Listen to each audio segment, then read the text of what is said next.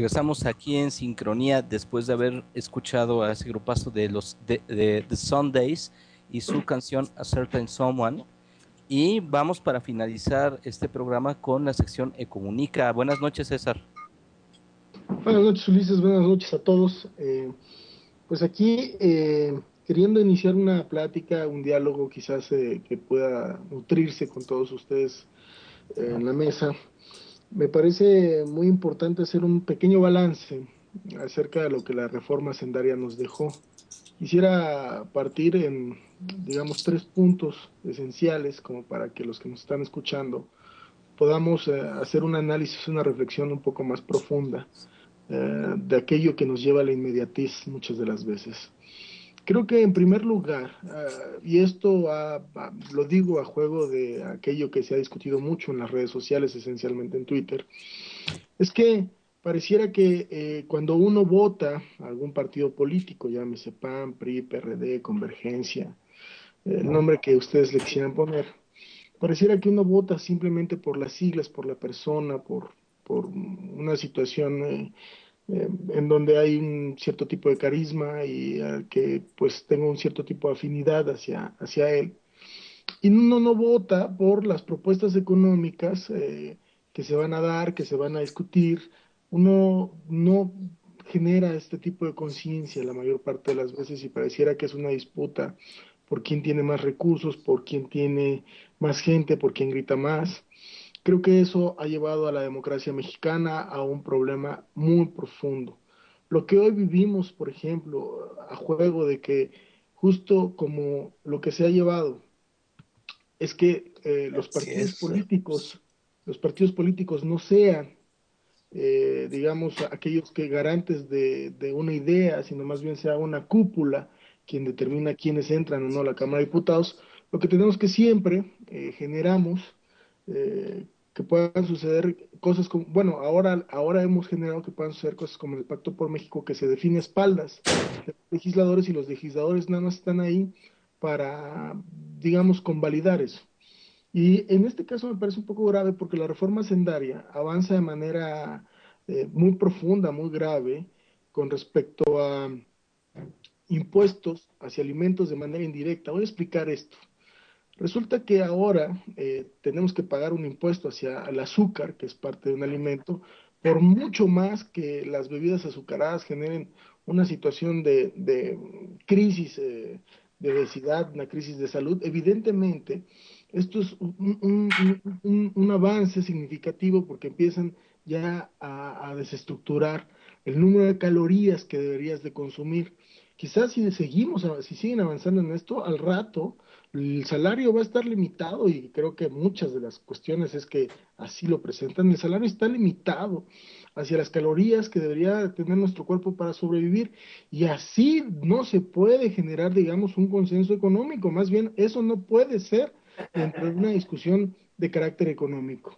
Y luego, otra de las cosas que me parece muy grave es que al sector agropecuario, lo han golpeado porque le han quitado su régimen fiscal especial que tenía antes y empiezan a tener una serie de elementos que llevan a este sector tan indispensable para la producción de alimentos a tener que empezar a pagar conforme el carácter discrecional del Estado les vaya exigiendo. O sea, los va preparando para que vayan se vayan alistando para pagar más impuestos. Entonces, esta situación me parece un poco grave también.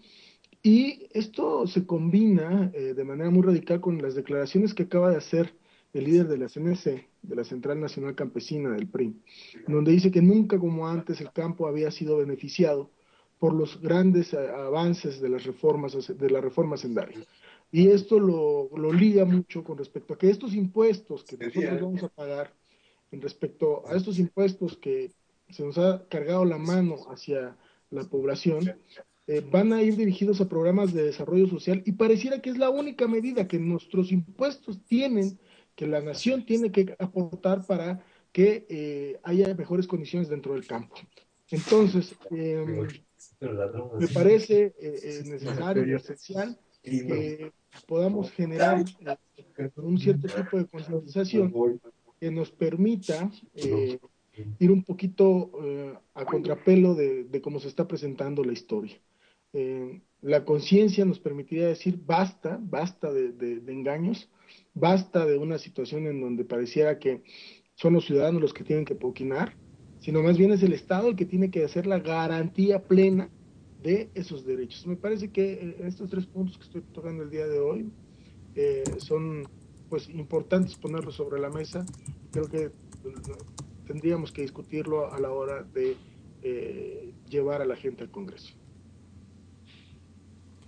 Bien, estás tocando un punto importante, aunque seguimos, bueno, yo en lo particular sí quisiera, César, que poco a poco nos empezaras a hablar más detenidamente sobre las consecuencias prácticas que vamos a tener las y los mexicanos sobre esta cuestión de los impuestos, porque si bien mediáticamente no se grabó los alimentos, no se agravó el IVA a lo que son las medicinas, sí va a haber afectación en estas cuestiones. Entonces creo que sí ha sido importante esta situación de explicar cuál va a ser al fin para los mexicanos de su bolsillo exactamente cuál va a ser la afectación mayor de estas reformas. Por el momento hay algunas que no pasaron. Me llama la atención que, por ejemplo, la cuestión de hipotecas y estas cuestiones de los créditos, pues no pasó como lo había mandado Enrique Peña Nieto, aunque lo piensa pues ir metiendo poco a poco. Y tú hablaste, por ejemplo, del Pacto por México, esa simulación de que un partido apoya una reforma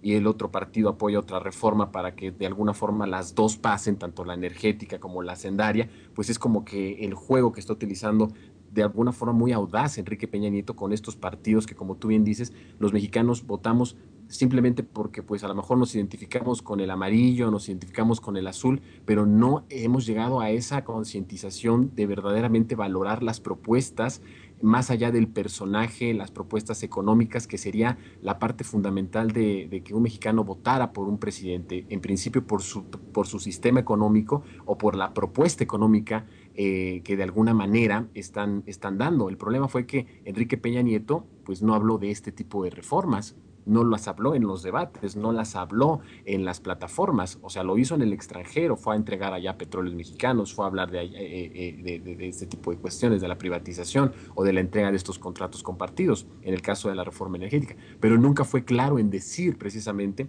qué era lo que estaba planeando. ¿Tú cómo ves que se va a ir formando esta alianza para ir al final? El propósito, no sé tú cómo lo veas, sí es grabar así abiertamente el IVA a las medicinas y a los alimentos, o ya no va a hacer falta en determinado tiempo hacerlo para que a los mexicanos nos afecte en gran manera, César.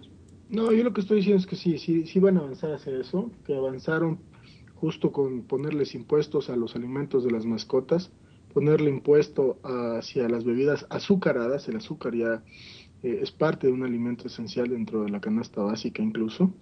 Inclusive, bueno, es cierto que hay una situación ahí delicada, un tema de crisis de salud, pero evidentemente lo están haciendo manipulando, lo están haciendo con una demagogia, un nuevo tipo de demagogia priista. Y bueno, también avanzaron en quitarle el régimen de consolidación fiscal especial que tenía, el régimen fiscal especial que tenía el sector agropecuario, y eso es muy grave, nadie está hablando de eso. Avanzaron también en generar un impuesto hacia al transporte foráneo, y el transporte de carga empieza, digamos, a tener un mayor peso. Están atacando por todos lados al sector productivo, al sector alimentario de la población. Y una vez que necesiten de más impuestos, por supuesto que se lo van a grabar. Ese es el punto indispensable, esa es una situación sumamente compleja y creo que deberíamos de aprender ya a vivir dentro de un proceso en donde las propuestas no pueden ser un show que se monte y al cual tengamos que elegir entre quién nos haga reír más o no. Y ahora con lo que dices, con respecto a lo que dices de la situación en los impuestos hacia la renta, creo que hay una cosa muy importante. Estamos por arriba del número 100, no recuerdo el dato actual, ahorita me viene a la mente, donde la OCDE dice que no hay garantías con respecto a la propiedad, inclusive el Plan Nacional de Desarrollo lo menciona. Yo creo que una de las cosas que los frenó fue que no hay suficientes consolidaciones legales, una situación mucho más eh, profunda que tenga que ver con el extranjero, a la presión interna, ¿eh? Más bien es la forma en cómo no han podido desarrollar una plataforma que les permita tener confianza en los mercados, en el carácter de la propiedad privada en México. Y creo que eso fue parte esencial de cómo votaron en contra y lograron que no pasara. Pues hay muchas cosas que se quedan ahora sí que como preguntas. Yo en verdad que quisiera que se abarcaran más temas, por ejemplo, qué significa el que no se esté ejerciendo el presupuesto federal, el que estamos a finales de año, por ejemplo, la Secretaría de Desarrollo Social no esté ejerciendo el presupuesto que se le dio el año pasado. Es decir, estas cosas que también son importantes hablar, que nos hablaras también por ahí de cómo va a ser esta cuestión de la casa de los contribuyentes, como ya cuando vas a abrir tú una cuenta del banco, inmediatamente el SAT va a poder pedir tu RFC y va a poder empezar ahora sí que de alguna forma a estar persiguiéndote, cazándote, y que esto pues obviamente no se les está haciendo a los grandes empresarios, se sigue sin tocar a estos grandes empresarios. Hay grandes temas respecto a esta cuestión hacendaria que será muy importante que tú, con el conocimiento económico que tienes, nos vayas dando la luz en las próximas semanas. Por el pronto, pues gracias por tu participación de esta noche, como siempre, César. Pues muchas gracias, Jonathan, y pues muchas gracias a todos ustedes. Nos vemos el próximo lunes. Gracias César, y pues ya nos despedimos de Sincronía. Gracias a todos los que nos escucharon, a nuestros productores, a nuestro productor Carlos Garza, a Noemí, nuestra continuista, a Diana en redes sociales, y gracias a mis compañeros Jonathan, Ulises, y a todos nuestros generosos colaboradores por haber estado con nosotros. Hasta la próxima.